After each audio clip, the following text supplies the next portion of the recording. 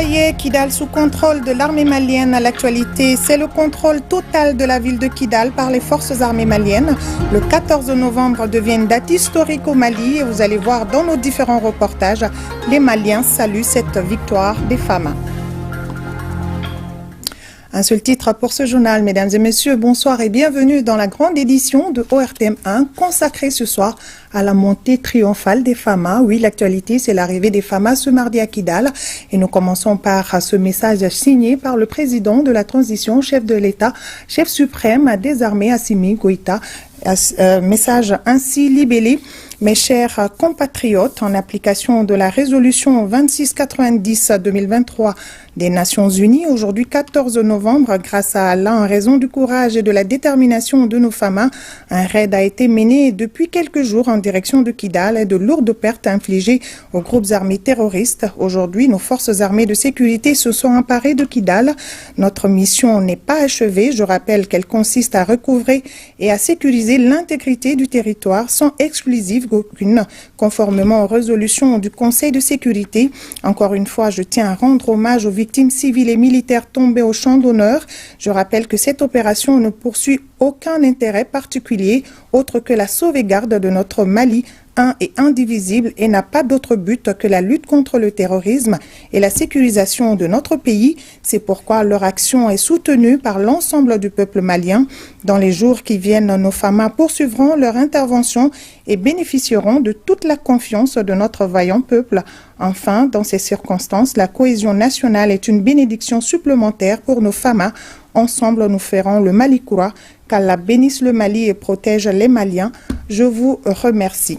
Et oui, ça y est, c'est fait. Après des semaines d'intenses combats contre les groupes armés terroristes, l'armée malienne a pris le contrôle total de la ville de Kidal ce mardi 14 novembre 2023. Un ouf de soulagement pour le peuple malien. Cette reconquête de Kidal est également le fruit d'une vision des autorités de la transition qui ont fait de l'outil de défense leur priorité. Kidal hier, Kidal aujourd'hui et Kidal demain dans un Mali uni et indivisible. C'est tout le sens de l'édito que nous vous proposons. Sidiki Dombeli. Et revoilà Kidal. Kidal, la rebelle. Kidal, ville de toutes les défiances et de tous les débordements. Kidal, l'insoumise hier et Kidal, la malienne pour toujours. La question de Kidal demeure le nœud gordien de la stabilisation de notre pays, l'épine dorsale dans le processus de paix. En effet, la libération de Kidal était sur toutes les lèvres depuis celle de Gao et ensuite celle de Tombouctou en 2012. Les citoyens lambda avaient hâte de voir les forces armées maliennes débarquer dans ce sanctuaire qui ne dit pas son nom. Eh bien, c'est chose faite. C'est dimanche 12 novembre 2023. Une autre date à inscrire en lettres d'or dans les annales de l'histoire politique du Mali. Pour y arriver, que de chemins parcourus, que d'obstacles franchis, que de sacrifices consentis par les autorités, les forces armées maliennes et par les citoyens qui n'aspirent qu'à la paix. Les autorités de la transition n'ont jamais caché leur vision de redonner aux forces armées maliennes toute leur plénitude à travers une ambitieuse politique de montée en puissance, traduite par le recrutement, l'équipement, la formation et j'en passe. Une politique de montée en puissance qui a permis de booster le moral des troupes avec plus d'engagement et plus de détermination. Un nouvel état d'esprit fortement soutenu par le peuple malien, un peuple entièrement mobilisé derrière son armée. Depuis lundi dernier, l'armée malienne a donc réuni d'importants moyens logistiques pour reconquérir Kidal. Au moins 119 véhicules et blindés appuyés par l'aviation civile. La colonne a brisé un rideau défensif constitué de tranchées à 10 km au sud d'Anefis en détruisant plusieurs pick-up et en infligeant des pertes très importantes à ses adversaires. Ce 12 novembre qui marque le retour de Kidal dans les girons nationaux est la concrétisation d'une promesse, celle du président de la transition, le colonel Assimi Goïta, le 21 septembre dernier, dans son discours à la veille des 65 ans de l'indépendance du Mali.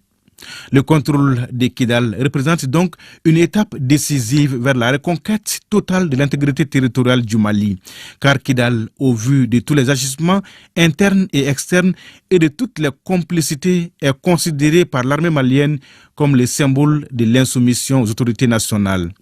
Sur le plan stratégique, c'est un carrefour au confluent de la frontière algérienne situé à 1500 km et d'autres grandes villes du nord du Mali comme Gao et Tombouctou, distantes d'une centaine de kilomètres et de la frontière nigérienne. Ce redéploiement à Kidal est donc le départ d'une nouvelle ère, une ère de paix, de sécurité et de confiance retrouvée entre les populations du Mali. Kidal, qui respire aujourd'hui à plein poumon le Mali, ne fera plus jamais peur à Bamako. Parole des soldats. Et voici l'ambiance qui règne à Kati. Les populations ont accueilli le président de la transition, le colonel Assimi Goïta, comme un héros. Oui, une façon pour elle de saluer le chef de l'État et à l'ensemble des autorités de la transition pour leur engagement pour un Mali un et indivisible. La date du 14 novembre est un repère pour le Mali tout entier, car marquant la reprise de Kidal. Voyons.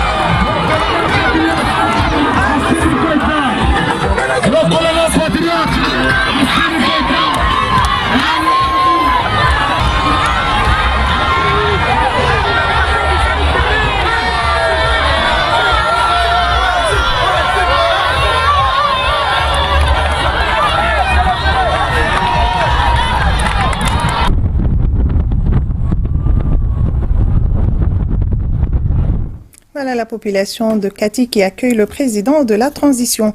L'entrée des FAMA à Kidal est le résultat de quelques jours d'opérations stratégiques. Des mouvements aéroterrestres ont été combinés pour traquer les terroristes jusque dans leur dernier retranchement. Gros plan sur le déroulé des opérations avec Ibrahima Traoré. Kidal sous contrôle total des FAMA. Épilogue d'un raid mené depuis quelques jours. 2 sous-groupements tactiques interarmes sont mis en ordre de bataille pour exécuter cette opération stratégique. D'abord, jeudi 9 novembre à 6 h, déclenchement des opérations à partir d'Anefis. Le mouvement des troupes durant la première journée s'étend sur 40 km d'Anefis où elles passeront la nuit. Le lendemain, à 6h15, les hommes reprennent les opérations et avancent à environ 70 km de Kidal. À 12 h, les troupes étaient à 33 km de l'objectif. Elles marquent une pause en rase campagne. Samedi 11 novembre, à 7h30, les FAMA reprennent leur progression. Aux environs de 13 h, les premiers accrochages commencent. La combinaison des actions aéroterrestres avec les L-39 et les drones BT-2 vont fortement déstabiliser les lignes défensives terroristes qui vont battre retraite vers Kidal. À 20 h, le convoi passe la nuit à 20 km de la ville de Kidal. Dimanche 12 novembre, au petit matin, la surveillance des drones montre quelques mouvements des terroristes à environ 15 km autour de la ville. Les dispositions sont vite prises pour les neutraliser.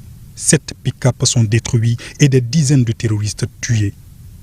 Le mouvement stratégique s'est poursuivi hier lundi 13 novembre à 6h30 avec la destruction d'un véhicule blindé de l'aménagement détenu par les terroristes. À 12h30, le convoi est à environ 13 km de Kidal. Les vecteurs aériens interviennent pour traiter des cibles, précisément des pick-up. À 19 h, les troupes sont aux portes de Kidal et y passent la nuit. Ce mardi 14 novembre, les FAMA reprennent leur mouvement et c'est à 10h45 que les premières forces entrent à Kidal, procèdent au déminage et au ratissage de la zone.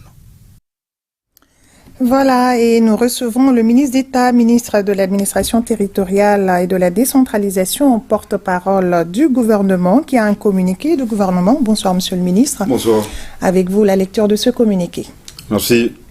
Au nom de nos plus hautes autorités, j'ai l'insigne honneur de donner lecture du communiqué numéro 062 du gouvernement de la transition, communiqué dont la teneur suit.